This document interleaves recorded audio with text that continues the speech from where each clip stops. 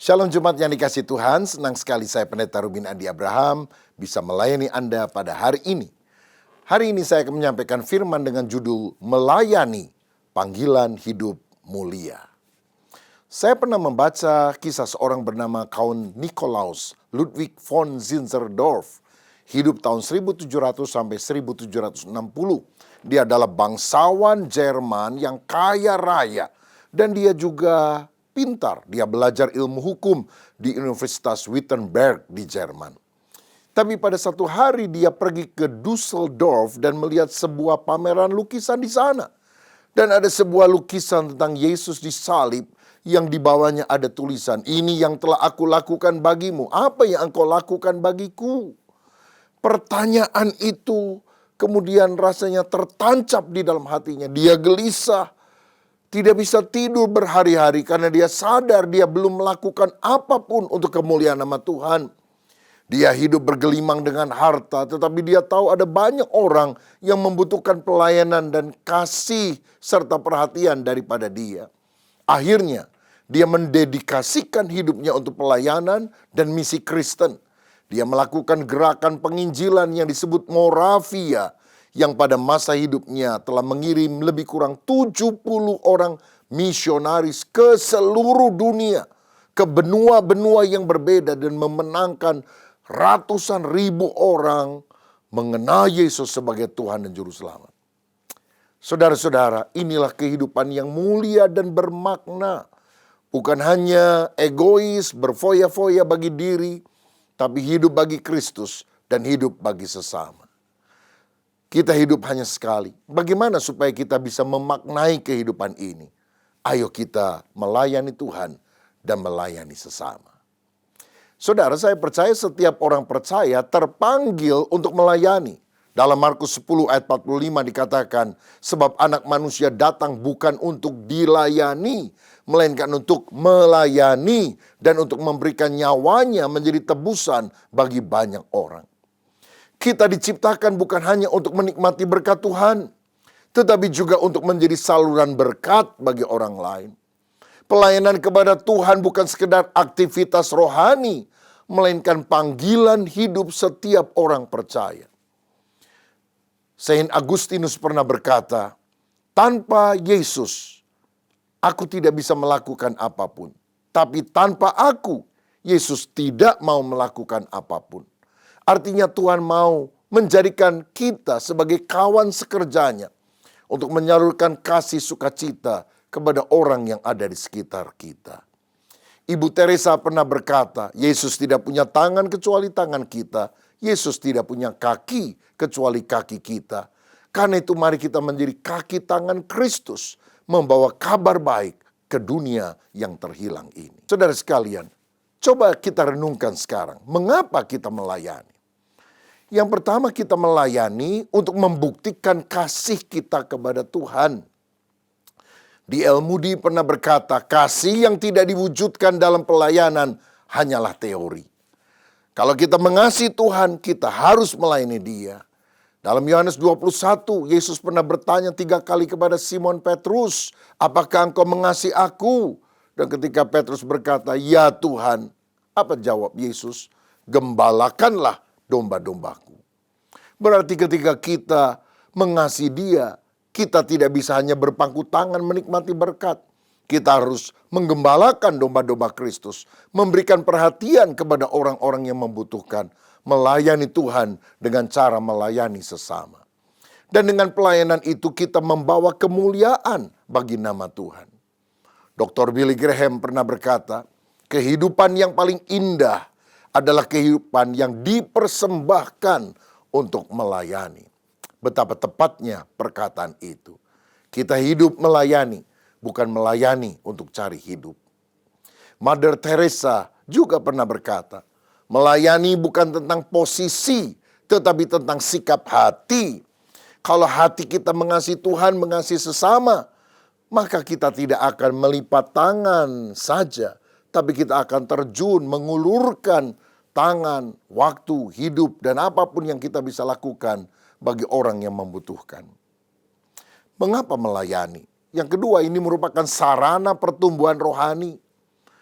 Sebab pada waktu kita melayani, iman kita diuji, motivasi kita harus tulus, benar. Karakter kita ditempa, supaya kita lebih rendah hati, rela berkorban, berempati, peduli kepada orang lain. Sehingga orang yang tidak mau melayani, pertumbuhan rohaninya lambat. Tapi orang yang mau melayani, pertumbuhan rohaninya seharusnya lebih cepat. Oswald Chambers, seorang hamba Tuhan berkata, kebesaran dalam kerajaan Allah diukur dengan pelayanan. Orang yang lebih dipakai Allah adalah orang yang rela tersungkur bahkan membasuh kaki murid-murid yang lain. Dengan melayani kita akan tumbuh dewasa secara rohani. Charles Spurgeon pernah berkata, tidak ada orang yang lebih menyerupai Kristus selain hati yang mau melayani.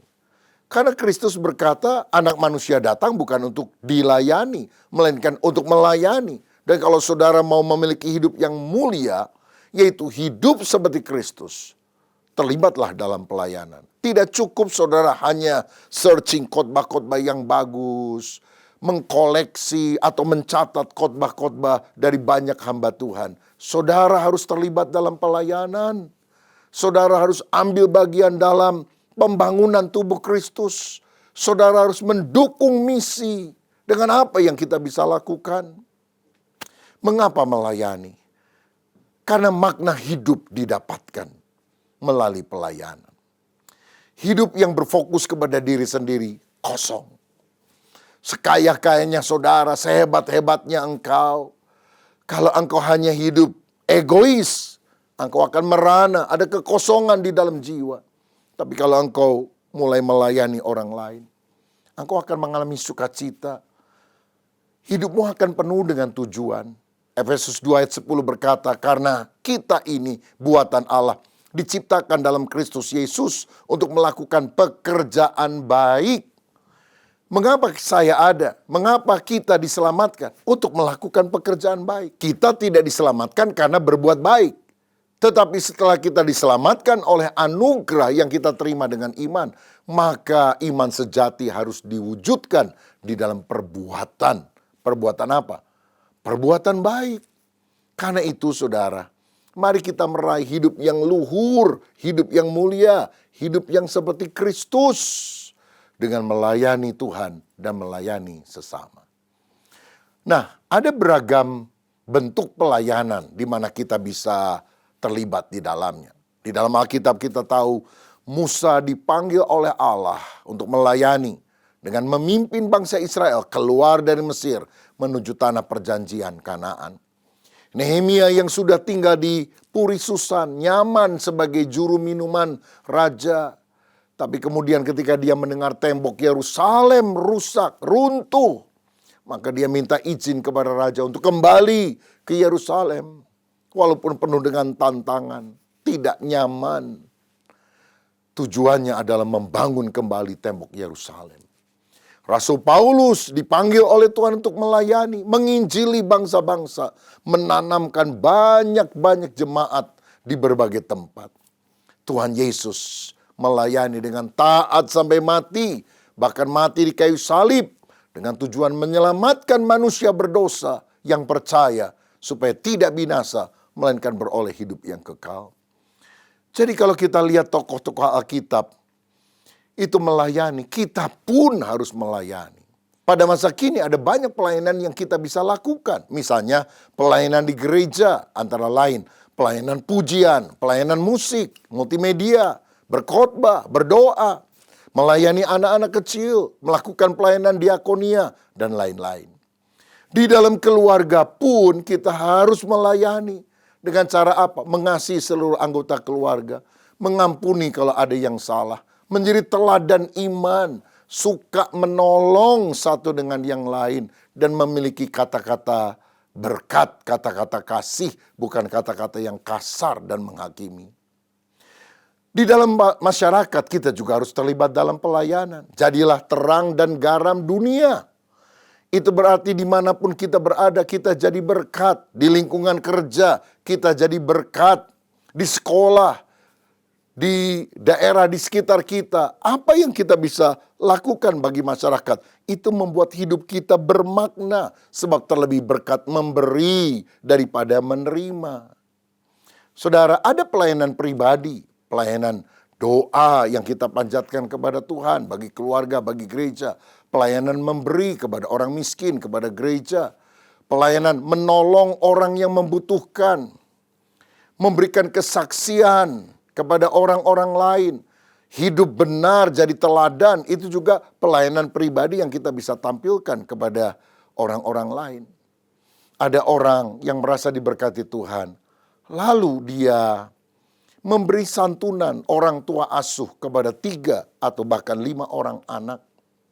Ada orang lain yang merasa diberkati Tuhan, dan dia kemudian memberikan waktunya untuk mengunjungi beberapa orang yang sakit dan bermasalah. Dia sisihkan 1 minggu beberapa jam untuk berempati dan kemudian memberikan kata-kata penghiburan kepada orang yang memerlukannya. Bukankah ini sebuah pelayanan yang mulia? Nah, kalau saudara mau terlibat dalam pelayanan, ada beberapa petunjuk praktis dalam pelayanan. Pertama, kita harus melayani sesuai dengan talenta dari Tuhan. Tuhan memberikan talenta yang berbeda kepada kita. Gunakan sesuai dengan talenta agar pelayanan kita menjadi maksimal. Maksudnya, jika saudara pandai bernyanyi, ikutilah tim pujian di gerejamu. Jika engkau pandai mengajar, saudara bisa melayani untuk menjadi guru sekolah minggu dan mengajarkan firman kepada anak-anak kecil. Jika saudara punya waktu dan tenaga, saudara bisa ikut pelayanan sosial, membantu orang-orang miskin, atau juga masuk dalam pelayanan misi, pergi ke berbagai tempat untuk memberitakan kabar baik, termasuk melakukan bakti sosial di sana. Yang kedua, melayani itu harus dengan sukacita, bukan terpaksa. Jangan melayani karena nggak enak untuk menolak. Ayo dong pelayanan, nggak enak sebetulnya saya nggak mau. Ya terpaksa aja. Pelayanan seperti itu tidak akan jadi berkat. Tapi kalau saudara melayani, biarlah engkau melakukan karena cinta kepada Tuhan. Yang ketiga, melayani adalah kesempatan untuk kita membangun karakter Kristus. Saudara-saudara, kalau saudara terlibat di dalam pelayanan, kadang-kadang berhubungan dengan orang itu suka menjengkelkan. Kita sudah melakukan yang terbaik, memperhatikan mereka. Mereka nggak peduli sama kita, mereka menjelek-jelekan kita. Di sanalah karakter kita dibentuk. Menjadi lebih sabar, menjadi lebih rendah hati, tidak mudah tersinggung. Dan bukankah ketika kita dilatih oleh Tuhan melalui pelayanan, dan akhirnya kita memiliki karakter seperti Kristus, kita makin dewasa secara rohani. Makanya kita harus ingat, orang yang kita layani belum tentu bersikap atau berespon baik kepada kita.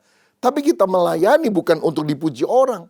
Kita melayani bukan supaya orang selalu merespon positif terhadap sikap baik tindakan yang kita lakukan. Tetapi kita melakukannya karena Kristus. Yang keempat, melayani dimulai dari kehidupan sehari-hari.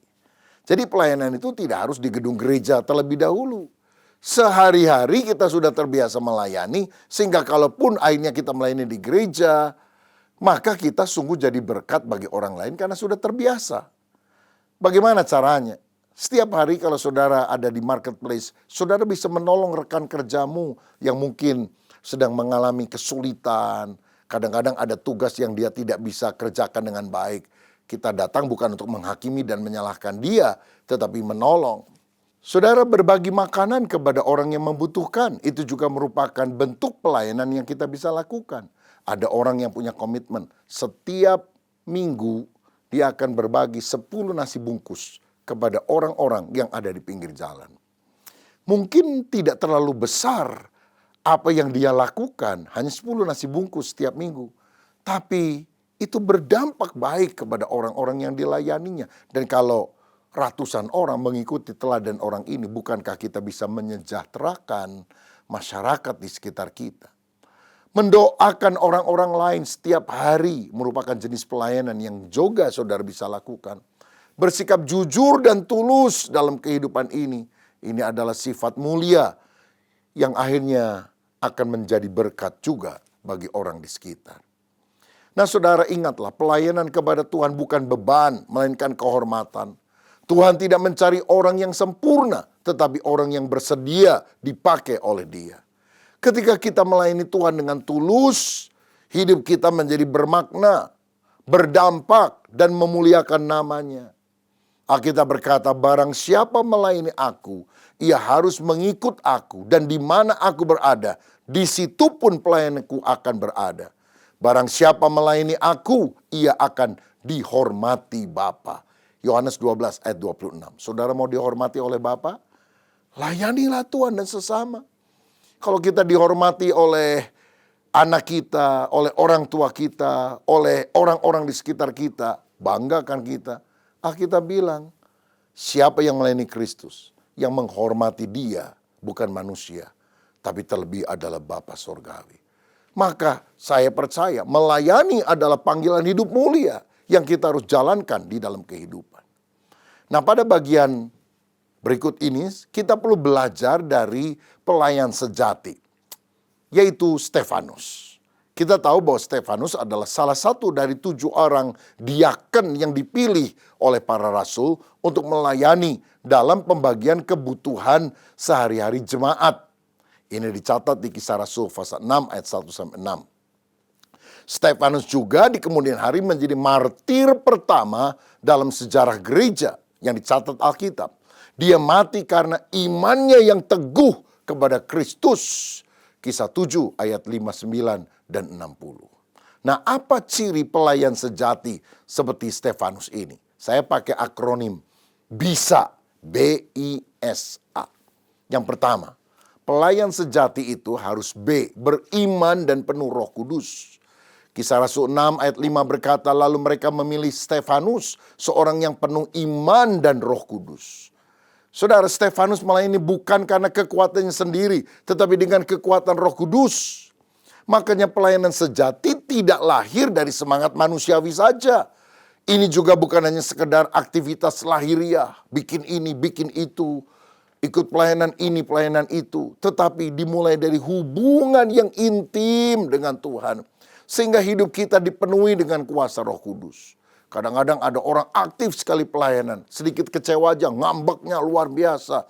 Kata-katanya jadi kasar dan kotor. Lalu dia berusaha menyerang, menjelekkan orang lain. Kenapa? Karena pelayanan sejati harus tumbuh dari kehidupan yang intim dengan Allah.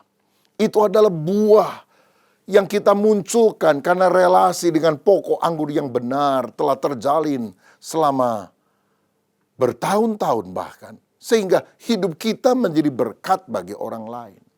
Jadi saudara, mari kita menjadi orang yang beriman dan penuh Roh Kudus. Ciri kedua adalah I. Idenya hikmat dari Tuhan. Lihat Kisah 6 ayat 9-10. Orang-orang itu bersoal jawab dengan Stefanus. Tetapi mereka tidak sanggup melawan hikmatnya. Dan roh yang mendorong dia berbicara. Stefanus, saudara-saudara, adalah orang yang kemudian mampu menjawab tuduhan dan perdebatan orang-orang yang menyerang kekristenan. Dan dia menaklukkan semua orang yang mendebat dia. Karena apa? Hikmat ilahi yang Tuhan berikan. Bukan emosi. Waktu orang marah-marah, waktu orang menyerang dengan kata-kata yang kasar. Dengan tenang dia menjawab. Dan perkataan itu membuat semua mulut terkatup. Karena memang apa yang dia sampaikan benar. Stefanus ngomong dengan tenang, bukan dengan emosional, marah-marah juga. Karena dia menguasai firman, dan dia mampu menyampaikan kebenaran dengan jelas dan berani kepada orang-orang yang bersoal jawab dengan dia. Saudara, dari sini kita perlu belajar. Pelayan Tuhan harus terus belajar firman. Dan mengizinkan Roh Kudus memberi hikmat, wisdom dalam perkataan dan tindakan kita. Nah, kita juga tahu dalam pelayanan seringkali kita menghadapi berbagai tantangan. Bagaimana kita mengatasinya? Bergantunglah kepada Roh Kudus. Tuhan akan memberikan ide, petunjuk, arahan, bahkan solusi untuk saudara bisa mengatasi masalah-masalah yang kau temukan dalam pelayanan. Bukan karena pintermu, tetapi karena kebijaksanaan yang berasal dari Tuhan. Sehingga engkau akhirnya berkata, ini bukan saya, ini Tuhan yang memberikan hikmat sehingga saya bisa mengatasi semua masalah di dalam pelayanan. Yang ketiga, ciri pelayan sejati seperti Stefanus, setia dalam perkara kecil. Saudara tahu tugas awal Stefanus itu tampaknya sederhana, membagikan makanan kepada para janda. Ini janda tua, janda rewel, janda miskin lagi saudara sekalian. Tapi dia setia dengan pelayanan itu. Nggak pernah ngomel. Itu kelihatannya, pelayanan remeh. Tapi di hadapan Tuhan semua pelayanan dimulai dari hati yang mengasihi adalah besar dan indah di pemandangan Tuhan. Nah, dari kesetiaan untuk perkara kecil ini, Tuhan kemudian memberikan pelayanan yang lebih besar. Dia menjadi saksi di hadapan banyak orang. Saudara, kesetiaan dalam hal kecil menunjukkan kesiapan hati untuk hal besar. Tuhan menilai kesetiaan, bukan besar kecilnya pelayanan itu sendiri. Jadi kalau ada di antara saudara yang sudah melayani bertahun-tahun dan tampaknya pelayananmu simple, sederhana, tapi engkau lakukan dengan tekun, Tuhan satu kali akan berkata, baik sekali perbuatanmu, hai hambaku, engkau telah setia dalam perkara kecil. Terimalah kebahagiaan yang telah disediakan oleh Bapa dari sejak dunia ini belum dijadikan. Yang keempat adalah A. Jadi akronimnya bisa. A adalah ampuni dan kasihi musuh. Kisah Rasul 7 ayat 60 mencatat, sambil berlutut ia berseru dengan suara nyaring, Tuhan, janganlah tanggungkan dosa ini kepada mereka. Dan dengan perkataan itu meninggallah dia. Saudara, Stefanus adalah orang yang berani menyampaikan firman. Dan karena kata-katanya itu benar, tak terbantahkan, dia menguraikan sejarah perjalanan bangsa Israel yang dipimpin oleh Tuhan sampai akhirnya Kristus datang untuk menggenapkan seluruh nubuatan perjanjian lama. Oh, orang tidak tahan itu, orang Yahudi mengambil batu, melempari, merajam Stefanus dengan batu. Tapi apa yang dilakukan oleh Stefanus? Dia berdoa, Tuhan janganlah tanggungkan dosa ini kepada mereka. Stefanus meneladani Kristus yang ketika disalib berkata, Bapa ampunilah mereka karena mereka tidak tahu apa yang mereka perbuat. Dia meneladani Kristus dalam pengampunan dan kasih yang luar biasa. Saudara, seorang pelayan sejati tidak membalas kejahatan dengan kejahatan, melainkan dengan doa dan kasih. Kadang-kadang kita sudah melakukan perbuatan baik, dijelek-jelekin orang loh saudara sekalian. Saudara jangan ngambek bilang, wah ya udah kalau gitu, memang ini gereja nggak bagus nih, saya pindah cari gereja lain. Udah nggak usah pelayanan lagi. Sabar saudara, ketika engkau melayani, bahkan seperti Yesus, orang bukan berterima kasih pada zaman itu. Orang justru mengucapkan kata-kata yang melukai Yesus, salibkan dia. Bahkan kepada Stefanus, orang merajam dia dengan batu. Yesus disalibkan. Tapi dia tetap memohonkan berkat dan dia mengampuni orang yang bersalah. Dari sini kita perlu belajar, Stefanus adalah gambaran pelayan sejati yang penuh iman, penuh Roh Kudus, bijaksana, berani, setia dan penuh kasih. Dia melayani sampai akhir, bahkan sampai menyerahkan nyawanya. Bukan karena dipaksa, tetapi karena cinta kepada Kristus. Ini doa saya. Saudaraku, terlibatlah di dalam pelayanan. Pelayan sejati tidak diukur dari berapa lamanya ia melayani, tapi seberapa besar, seberapa dalam dia mengasihi Kristus. Kalau ada di antara saudara yang selama ini sudah menjadi orang Kristen yang hanya terima berkat, engkau hanya berwacana untuk melayani, tapi sampai bertahun-tahun engkau hanya duduk menikmati berkat firman, hanya melihat khotbah dari waktu ke waktu. Hari ini putuskan untuk saudara terlibat di dalam pelayanan. Karena hidup yang paling mulia adalah hidup untuk melayani Tuhan dan menjadi berkat bagi sesama. Siapa yang mau? Mari kita berdoa. Bapa, terima kasih hamba-Mu sudah menyampaikan firman. Ada hal sederhana yang sebetulnya kami bisa lakukan. Tapi selama ini mungkin kami menunda-nunda. Kami hanya berpikir, kami hanya berwacana. Tetapi kami belum bertindak dalam pelayanan. Atau mungkin ada di antara kami yang tidak punya selera untuk perkara-perkara rohani. Tidak ada beban untuk melayani Tuhan dan sesama. Hamba berdoa, biarlah kami seperti Zinzendorf, yang melihat Yesus yang telah mati di salib. Ini yang telah aku lakukan bagimu. Apa yang telah engkau lakukan bagiku? Biarlah pengorbanan dan kasih Kristus di kayu salib mendorong kami untuk kami hidup tidak bagi diri sendiri, tapi hidup melayani Tuhan, melayani sesama. Berkat-Mu atas seluruh pemirsa yang mendengarkan program ini, di dalam nama Tuhan Yesus Kristus. Haleluya. Amin. Tuhan Yesus memberkati.